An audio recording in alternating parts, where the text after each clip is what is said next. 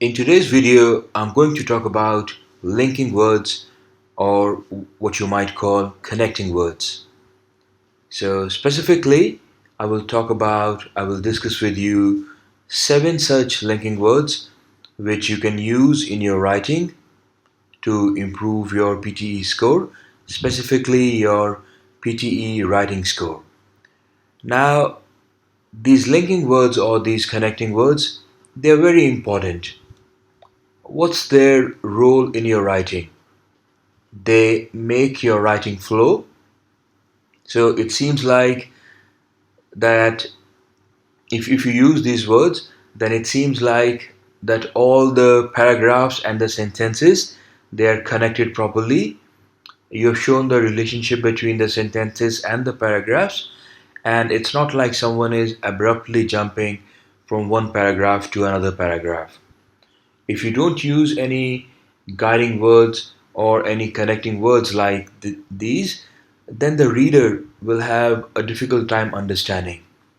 He will feel like that, you know, it's not part of the whole text, but what you've written is kind of like separate things, separate paragraphs. So it's important to connect those paragraphs, it's important to connect those sentences. That's why these linking words are important. And when you use these words, a few of these words in your writing, it improves your writing score significantly, right? You can expect to get more marks for vocabulary. You can expect to get more marks for your overall writing. So that's why we're going to look at 7 of these linking words. So you don't need to learn too much. You don't need to use too many.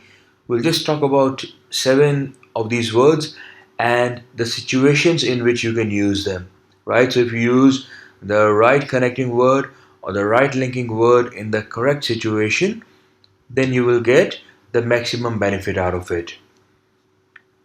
Let's look at the first one. So the very first linking word is however. When do you use it? When you want to demonstrate concession. So what that means is that you have made, let's say you make a journal statement, and then you want to make a concession or you want to show an exception to that general statement. Then you will use the word however. I'll give you an example. The market is dominated by cheap products. However, there is a niche audience for luxury brands. So first, the person here, he makes a general statement that the whole market, overall the market is dominated, it's filled by cheap products, and that's what sells. But then he makes a concession that there is something which is different in this overall context, and to show that little difference, we use the word however. However, there is a niche audience for luxury brands. So that's how you should use the word however in your writing, in your essays, or in your summaries. When you've made a general statement, but now you're pointing out a difference. You're making an exception or a concession. The next word is therefore. So you use therefore when you want to show the consequence. So something has happened, some events have taken place, and now the consequence or the result of that you want to show. So then you will use therefore. For example, and other problems resulted in major losses. Therefore, the company had no alternative but to shut down. Right? So that's where you use therefore. So what were the events that happened? These major losses. And what's the result of that? The consequence of that? The company had to shut down. So when you are discussing, in your essays, you are discussing events and what they led to, right? So that's where you can use the word consequence. Sorry, that's where you can use the word therefore. Next linking word is for instance. This is an easy one. You might have guessed it. You use it when you want to give an example. So, an example of that, for instance, most people who get a doctorate end up in research labs. So, again, in your essays, when you are discussing a point, and then in the end, once you have discussed that point, you want to give an example. So, that's where you use this word, for instance. The fourth linking word now is furthermore. So this is used to give additional information. So what you've done is you've made a point, right? And now you want to provide some more information. You want to add to that. You want to provide some supporting information. That's when you use the word furthermore. For example, furthermore, the situation is made worse by the lack of any genuine alternatives to fossil fuels.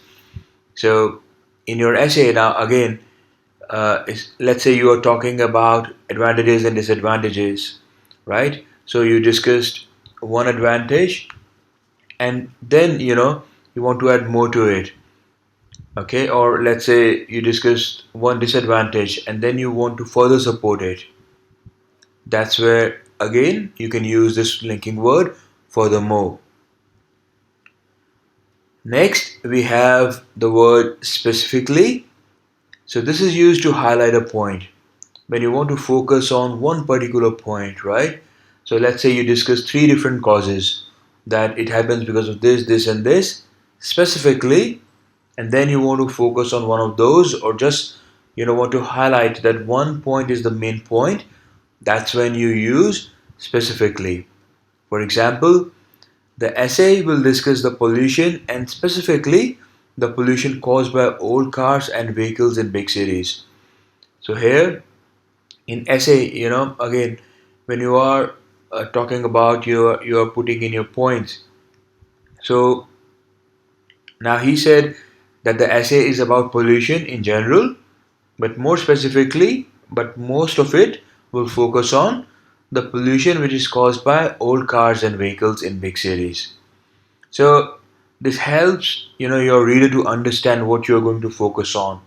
That out of all that you've written, what is more important or what's most important. The next word we have is because. This is used to talk about the reason of something. In your essay again, you have some essays where you have to discuss the causes and the effects of that. So when you are discussing the cause or the reason, that's where you can use the word because. For example, because of these factors, the prices will only go up.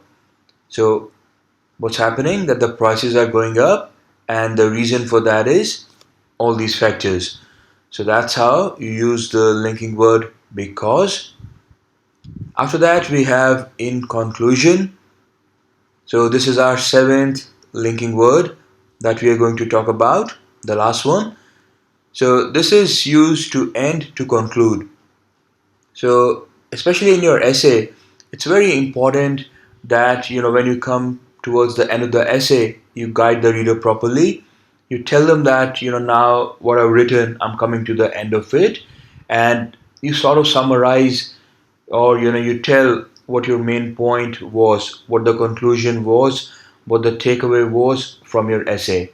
So that's where you use in conclusion. The example, in conclusion, the use of these linking words will boost your PTE score. So the gist of all of this is that if you use these linking words, it will boost your PTE score. That's why we use the word in conclusion.